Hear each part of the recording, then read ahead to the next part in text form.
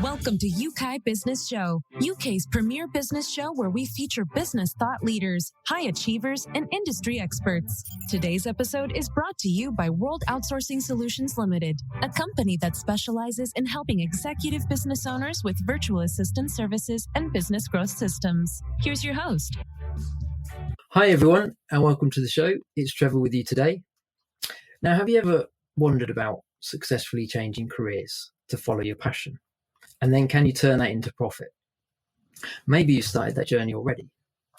Well, whether you have or whether you haven't yet, let's listen to our guest Miriam, because she did this many years ago, abandoning a hedge fund career.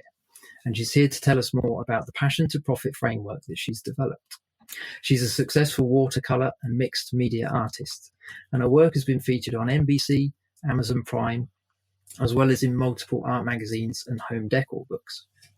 She founded the website The Inspiration Place, which provides online art classes, also hosts her podcast, and she's a business coach, helping artists at whatever stage they're at master both their mindset and their marketing. So welcome, Miriam Schulman. Well, thank you, Trevor. It's a pleasure to be here. Great to have the opportunity to chat with you. I know you're very creative, and you're involved in lots of different things in a creative way, which is all good. But tell us a little bit about your journey, hedge fund career, now full-time artist, coach, etc. Okay. So, Trevor, like many young people, I really wanted to be an artist, but didn't believe that I'd be able to make a full-time living at that. And I was very good at math. So I figure, okay, that's where the money's at. And the real money is on Wall Street. So I went there first. I was actually part of a very prestigious trading desk on Wall Street, part of the Michael Lewis novel, exposés, whatever you want to call those books. And they started a hedge fund. So after that hedge fund famously blew up, and after 9/11 happened, I was like, you know what? I'm not sure this is really what I want to do with my life. And at first, I still didn't believe, Trevor, that I could make a living as an artist. So I did paint on the side. And for some reason, I thought maybe a Pilates instructor would be a full-time living. I'm not sure why I thought that would be any more profitable. But while I was working for the gym, they were training all of their instructors how to sell personal training packages. And what I came to understand is that what they were teaching us to do for selling personal training packages, I was like, wait a minute, I can use the same technique to sell my art. And that's what I did. So that's really brings us full circle about how I not only became successful as an artist, but what I teach my clients how to do now is taking these time-tested principles of how to sell anything and show artists that it can be used to sell artwork. Sounds like a very wise move, that. Well done. No, that's really, really good. Shows some insight there, which is good. So is that then when you started to develop sort of the passion to profit framework, is that more an outworking of the steps that you took in that process? Well, I created the framework when I had to start teaching it to other people. But really what I tell people that I tap into is these principles that I teach. It's really about how do you close high-end sales? And it's how do you sell? So it could be, how are you pitching yourself, which is selling, to a gallery? How are you pitching yourself or selling yourself to the media? How are you pitching yourself or selling yourself to work with an interior designer? Or how to close a sale with your collector? And all of that is based on the same underlying foundation. Go on, tell us more. You got me intrigued. Okay, all right. You're just letting me take over like a keynote. Okay. So basically, if you want to talk about what is the Passion to Profit Foundation, there's really 5 key components. And Trevor, your listeners are business people of all sorts, I imagine. Is that right? Yeah. Okay. So what I'm going to do is I will talk about it both broadly as well as how it applies to artists so that it makes sense. So there are 5 key components. And usually if somebody's struggling in business, it's because there is a failure in one of these 5 areas. And actually, Trevor, usually what happens is that they think it's in one area, but it's actually a different area where they're struggling. So let me go through the 5 areas, and you cut me off like an American might, and let me know if you have a question. Deal? Sounds good. Yeah. Okay. All right. Yeah. It's like the New York interrupt. Okay. So the 5 areas are production, pricing or profit, prospecting, promotion, and productivity. And the production plan is really, what are your assets that you're selling? Make sense? Yep. Okay. So if you're an artist, that usually means you have artwork for sale, you have prints for sale, you have art classes for sale. If you are a business coach, you're selling coaching packages, you might be selling online classes. So the production plan are all the pieces that you have for sale. All right. And often what I find with artists is that they think they don't, and business people actually, they think they don't have enough things to sell, when really the problem is maybe they don't know how to promote the things they already have. So they keep creating new online classes, or they keep creating more artwork instead of focusing on selling what they already have. I bet you've seen that as well with clients who are struggling. Yes? Yeah. So is that a lack of creativity from the outset then, of just not really seeing what they've got to offer because they haven't translated it into what do my clients actually need? And they're still on this is what I've got. Yeah, it's not so much a lack of creativity. It's about not going deep enough with what they already have. So you don't need 18 online classes. You just need one that your audience really wants. And sometimes the problem is they're not building a big enough audience. So that's prospecting. Sometimes the problem is they're not good at promoting it. So that's promotion.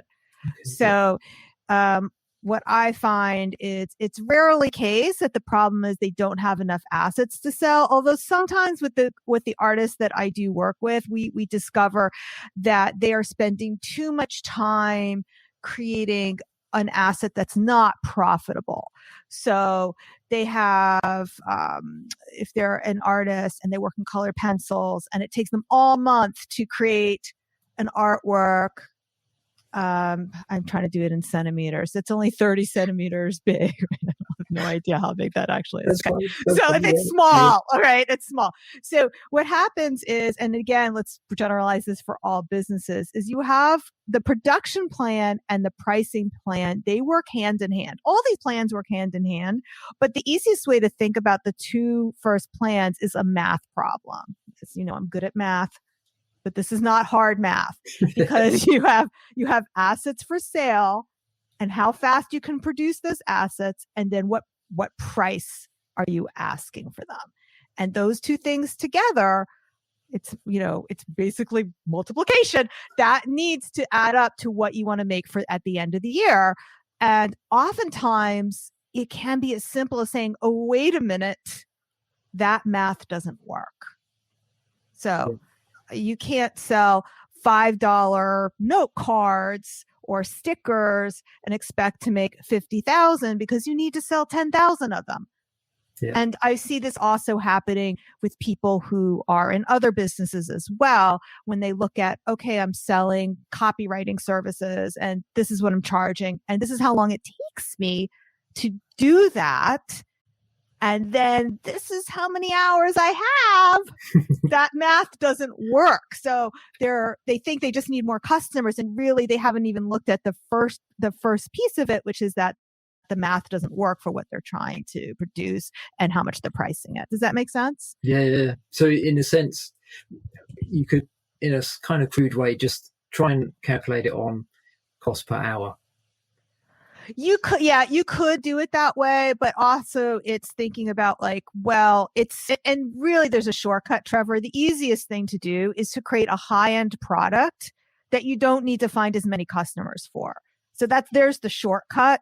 Yeah. Anytime you're trying to work on volume and you're trying to be a Walmart or an Amazon, or I don't know what they have in the UK that's the same thing, but anytime you're trying to sell on volume, you're on a much tougher uphill battle, because even for Walmart and Amazon, they're going to get pushed out by somebody else who has an easier time creating low cost at volume. So Walmart used to be in America, used to be the king of that, and then Amazon pushed them out. So it's always, no matter what industry you're in, it's always going to be an easier math problem to come up with high-end offers for what you're offering and sell to less people. It's true in art.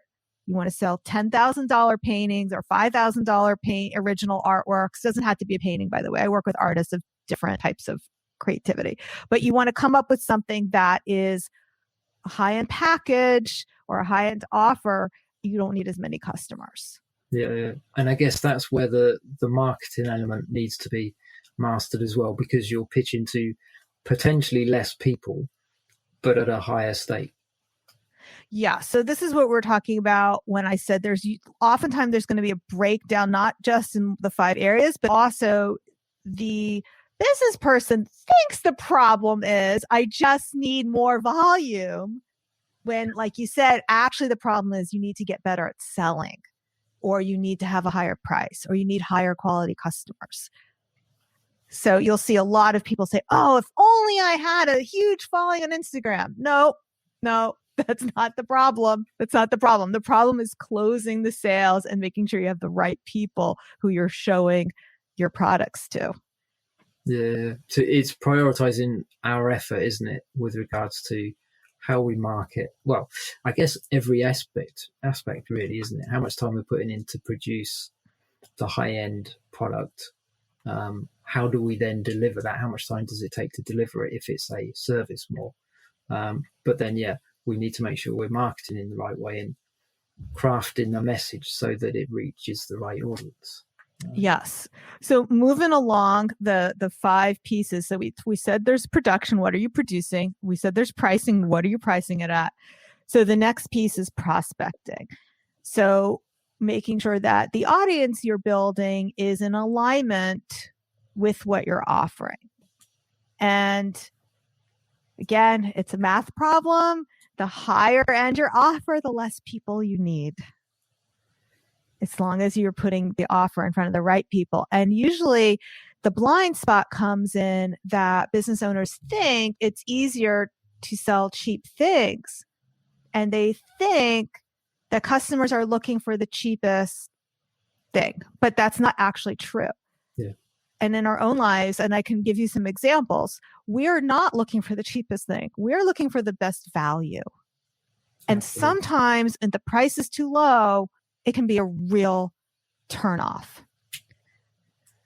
Yeah, so suspicious I get suspicious if I see something that looks good, but it's like, how are they doing it for that? And must be something wrong, or they've cut corners, or yeah. I mean, if I offered you a diamond ring and said it's $99, 99 cents, I don't think I get too many people to want to buy it. So it's not always the cheapest price. And even if you look in your own life for things that we do like to spend money on, and that's another thing, is to understand that people do enjoy spending money on things. Absolutely. So yeah, if you're going to buy a nice bottle of wine, I'm going to stop talking in dollars. It's not going to be 7 pounds. It's probably going to be 70 pounds, right? Like, what is it when you go into the wine store, someone who values wine is going to sail right past those cheapo wine bottles. They are not going to say, ooh, but this one is 7 pounds and it's just as good as this one that's at 50 pounds. No, they're never going to think that. They're going to always assume that higher priced item carries more value. Yeah, absolutely. And that ties in with mindset, doesn't it? Maybe we'll get into mindset a little bit more later in detail, but we have to see ourselves as valuable enough to offer the service, the product at that price. Yes. There's a disconnect, isn't there? Yeah. So, Trevor, what I like to think about, and this is something I haven't put out there, so your listeners are getting it first. Mm-hmm. So there's something called the buying triad, where there is belief in your product, belief in yourself, which is what you were referring to, and belief in your customer. That's good. Yeah. Okay. So sometimes there's a failure. You don't believe enough in your product. You don't believe enough in yourself. But also, if you don't believe that your customer is going to value what you have, that could be getting in the way of your mindset as well.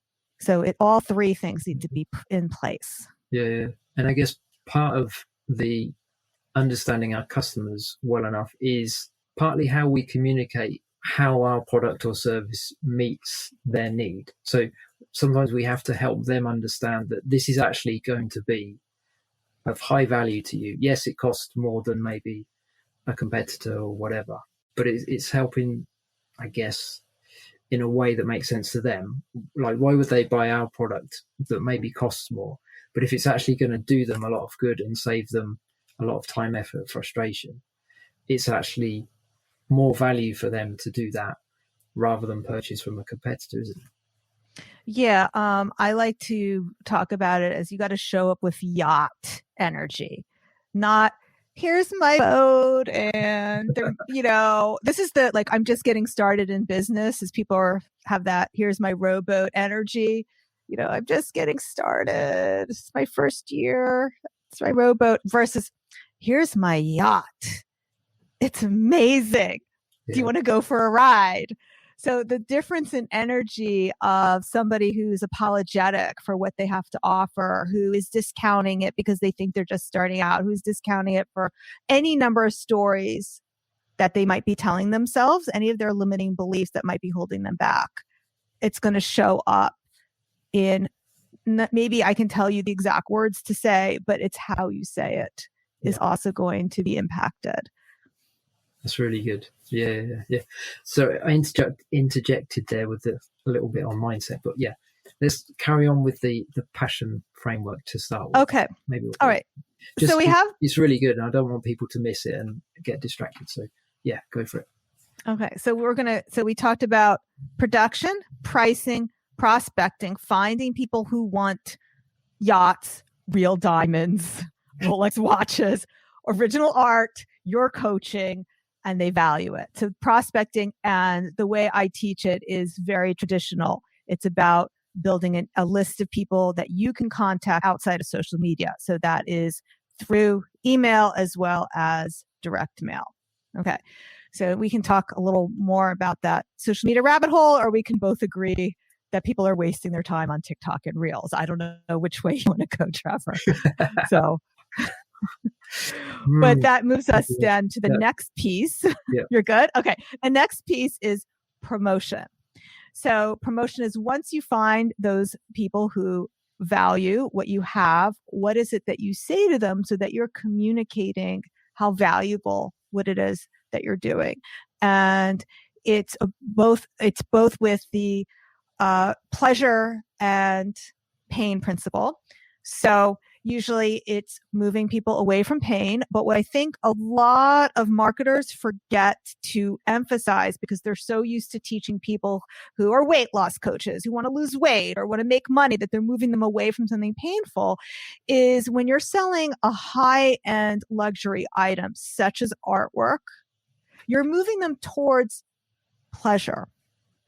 And that is what needs to show up in the promotion and the marketing, is the belief in that, again, that yacht energy, that this is something that's going to give you pleasure. And people are willing to pay for pleasure. Yeah. Not just fixing problems. Yeah, absolutely. It's the benefits rather than, like you say, the pain, isn't it? It's like, don't just, fix my pain. I want my life to be better for it rather than just pain free, isn't it? Really? Yeah. And actually people are willing to pay more money for something that gives them pleasure than something that fixes a problem. Let me give you an example from my world. So if you are going to buy something because your problem is you have an empty space over your sofa, that would be what a traditional marketer would say, that's the problem you have to fix. Well, really, Trevor, anything can go over that sofa. You can put a mirror over that sofa. So if you're focusing on the problem, you're actually putting yourself into that lower price, that fixing a need is going to be the lower priced item. If something is going to, something that's going to drive you to more pleasure, the person's buying art because of the micro celebrity of the artist, because they feel connected to the art. All of those other drivers, and again, to generalize this, if you as the business owner have created a micro celebrity for yourself, if they want to work with you because you have an amazing podcast, these things are going to drive the pleasure centers in our brain. And that is what's going to be able to command those higher prices. And those are the types of things you need to put into your promotion. So just on that, how could we, is there a simple way to kind of build the emotional connection in how we market? Yes. So first of all, you don't have to be, I mean, the good news is you don't have to be actual celebrity. You don't have to be Oprah. You only need to be a micro celebrity to the people who follow you. So letting them connect with you as a person, that helps build connection. So when I work with my clients, it's all about showing them how they can show up more as their authentic self in their marketing is going to build connections with people, and also not to be afraid to be polarizing, because what's going to draw people to you is going to repel some other people. Yeah. But there's no money in the middle trying to be milk toast. So is that an expression you would say in the UK? I'm not sure if that's an American idiom. I know exactly what you mean. Yes, okay. You don't want to be boring. Yeah, we end up diluting what we offer, don't we, if we're trying to spread too thin rather than go deep to connect with people. You can't be afraid of offending people, because it's going to offend people by what you don't say. So you actually will offend people either way. So you might as well offend them for the right reason, what you're actually thinking, not because they're assuming something else. Yeah, no, that makes a lot of sense. Yeah. This is good stuff. This is really good stuff. Keep going if you can. Okay. All right. So we talked about promotion. The final piece is, and then we'll talk about some of the emotions, because I know you want to talk about mindset. Okay. So the final piece is productivity, because we talked about you have to produce assets, you have to price them right, you have to prospect, and you have to promote. So productivity is making sure that you're focused on the right things at the right time, so you're not spinning. And often you have to delegate because you can't do it all yourself. So that's what productivity is all about. That's the final piece in building any successful business, in the 5 steps found in all 5 foundations of that framework. Yeah, that's really good. I know that we've kind of skimmed on it just for time. There's a lot in each of those steps, isn't there, that people, if they really dig into, and maybe, follow you a little bit more and talk to you about it more, can get a better understanding of what does it actually mean to me, and how can I translate that to my tomorrow, my next week, my next month kind of thing. But thank you for sharing the overview of it all. Makes a lot more sense to me. It really does. And hopefully to everybody listening.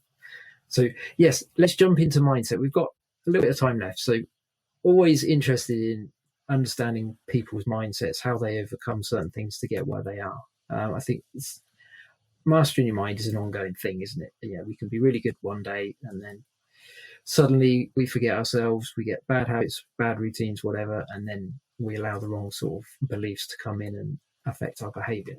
So let's jump back just a little bit because it takes courage to leave a hedge fund career, and then, admittedly you went sort of via the gym route to sort of manage your risk to start with, so you didn't starve.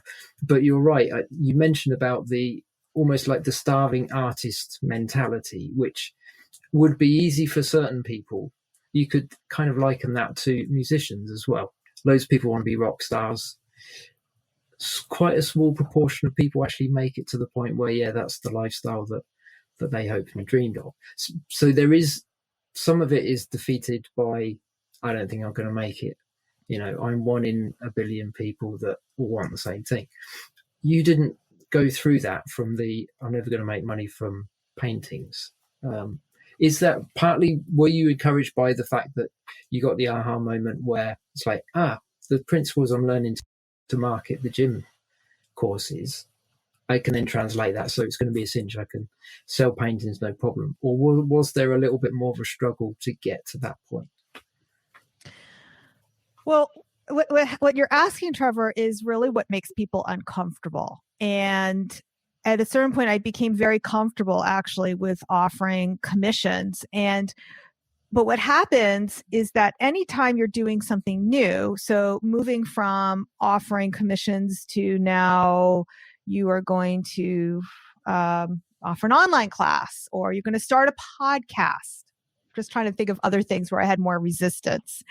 So I remember when I first started the podcast, I was like, oh, it's not a good time. Here's the thing, Trevor. And maybe people who are thinking about leaving their job, it's not a good time. Anytime that we're going to do something that's new, anything. So the new thing could be starting something big, like starting a podcast. It could be that you listen to Miriam Schulman say you need an email list, you need to raise your prices, you need to do this, that, and the other. Anything that you're doing that's different is going to make you feel uncomfortable. And our brains have evolved so that if you're doing something that makes you feel uncomfortable, it doesn't want you to be uncomfortable because they think you might get hit by a car, eaten by a tiger, or something else bad, something bad. So your brain has evolved to keep you safe and comfortable. That's why bad habits are easy to create and hard to break, because our brain likes habits. Our brain likes to be comfortable. Once you get uncomfortable, you have fear because you're uncomfortable. Your brain is going to come up with all kinds of reasons. I call them reasons. They're doubts. Some people call them excuses. Some people call them limiting beliefs. The thing is, Trevor, the smarter you are, the more real those stories you make up are going to seem to you. The smarter you are, the better you are at coming up with those reasons why this won't work for me. Yeah. Okay. So what happens when you have reasons or doubts that something won't work? Yeah, that was a rhetorical question. Two things. So one is either you're going to be confused, like, I don't know how to do that. I don't know, because this isn't going to work. Or you're going to try to research all the things you need to do to make sure you do it perfectly. I call that procrastinating. Yeah. So whether you are stuck because you're in I don't know energy, or you're in I got to research this first energy, either way, confusion versus overwhelm, either way, what you're doing is you are basically coming up with reasons not to move forward, because you have to make decisions. You don't know what to do. You're confused. You're overwhelmed. What happens when you're confused and overwhelmed? Usually you do nothing. Yeah. Or procrastinate doing other things. So that's the mindset cycle you have to work on, no matter what it is that you are doing new in your business to push yourself forward, is you have to keep questioning whenever you have thoughts that something is not going to work. Where is it that I'm getting uncomfortable and why? Yeah. It's having that expectation almost built in that I'm going to have to push myself into areas that I'm not comfortable with regularly, not life-threatening examples most of the time, but it's outside of the familiar, isn't it? Like you say, the brain likes us to get us back where we know we're in control, we feel we're in control, but we don't really progress when we're actually in control, as strange as that sounds. I know exactly what you mean. Yeah. So was that a bit of a learning curve for you during that process, or did you sort of enter that stage of transition knowing, right, I've already developed myself to the point where I know I'm going to get challenges. I know it may be tough, but I'm going to be, persevere through, because I know if I keep going, I'll get the end of it? Or was that sort of learning on the job? I was more scared of the snake pit that was waiting for me if I had to go back to work than I was at the snake pit of pushing my business forward. Does that make sense? Absolutely. So sometimes we think that snake is out there and our brain's telling us, go back in the cave, be safe. And I knew that the snakes were back in the cave, and I didn't want to go back in the cave. Yeah. No, that's really good. It makes a lot of sense. It comes down to a decision, isn't it? Like, this is this is the way that I'm going. Yeah, I'll adjust as I go, but this is the way that I'm going, because that's what you're passionate about. That in the end is what's going to bring you most alive, isn't it? Maybe it's a trade-off of time and money short term till you get your rhythm as a business owner, whatever that rhythm is. But yeah, at least you can get up in the morning and you think, I'm actually contributing to something that I want to do, rather than, clocking in, clocking out and helping somebody else make money. Oh, 100%. And make no mistake, it's not that I was fearless. It's just I was doing it anyway. Because that fear is always going to be there. It's just about recognizing it and allowing it to come for the ride, and not listening to all those reasons that smart analytical brain is going to come up with for why you shouldn't be doing the thing you decided you're going to do. So honoring those commitments that you decided to make and making decisions from that place. Yeah, absolutely. And then surrounding yourself with people, friends, whoever, coaches, mentors, whatever, that will help support you staying in the right direction, isn't it, really? So that you don't end up retreating and then feeling bad because you're not really doing what you want to do. Yeah, Trevor, you brought up a really good point, because part of what helps us feel more comfortable about doing these scary things. So it's just like when we were little kids, when the first kid jumps off the high dive and he didn't die, it's like, oh, maybe I can do it too. And maybe he had a good time, or she had a good time.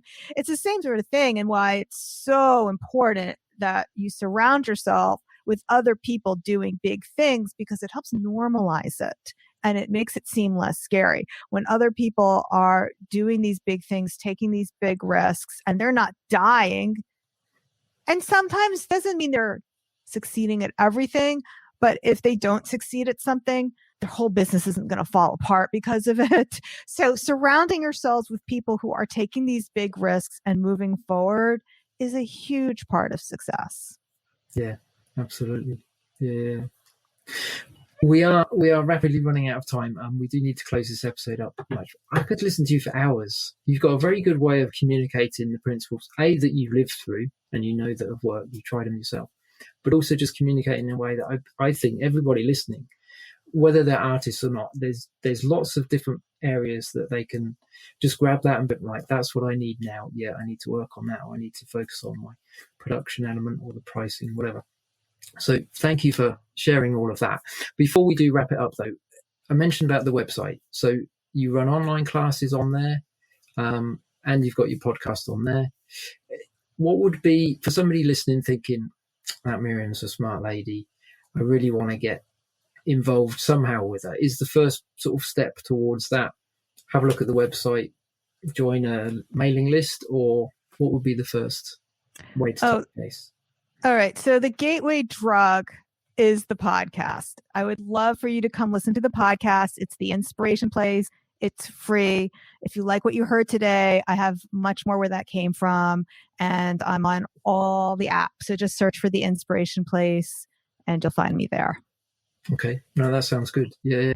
And there'll be a link for everybody listening, wherever you're listening to this, there'll be a link to Miriam's website. You can just click through and do that. I would highly recommend you do. Yes. Smart people learn from smart people, I think, and you surround yourself with the right sort of input, regardless really of the field that you're in. The actual way people operate on the same level is very similar. We can learn from successful people and then implement that. We can also learn the things that we can avoid so that we don't have to go through the same things that they've already learned. So lots of reasons why you should check out Miriam's website, I think, and listen to the podcast, and obviously as well as this one. So get 2 podcasts going per session, whether you're at the gym, whether you're out walking, however you do it. But yeah, definitely feed yourself on the right sort of stuff that will really help build your mindset with regards to business, and then the skills in the different areas that we've touched on. Thanks again, Miriam. I really appreciate your time. It's been really good fun chatting with you. Thanks for sharing what you have. And we will, hopefully, you'll come back at some point. We can talk more. I think there's lots more that we can learn from you, which you haven't really had a chance to share. So, maybe we'll keep the listeners in suspense on that one. But yeah, thanks for your time. And for everybody listening, definitely take some action. There's so much in here that you can take just one element and start working on straight away, and then come back and listen to it and go for the next step. It's just one step after the other. Don't get overwhelmed, as Miriam said, and also don't become passive where you don't actually do anything. Okay, that's enough for today. Plenty to keep you going, and we will catch you on the next episode. So bye for now. Thank you for listening to Yeukai Business Show. We will be back to bring you more episodes with success stories and advice straight from the experts. Want more? Check out www.yukaibusinessshow.com. Get your free trial of our virtual assistant service today. Just visit www.worldoutsourcingsolutions.com. Quote WOS18 or send us an email at support@worldoutsourcingsolutions.com.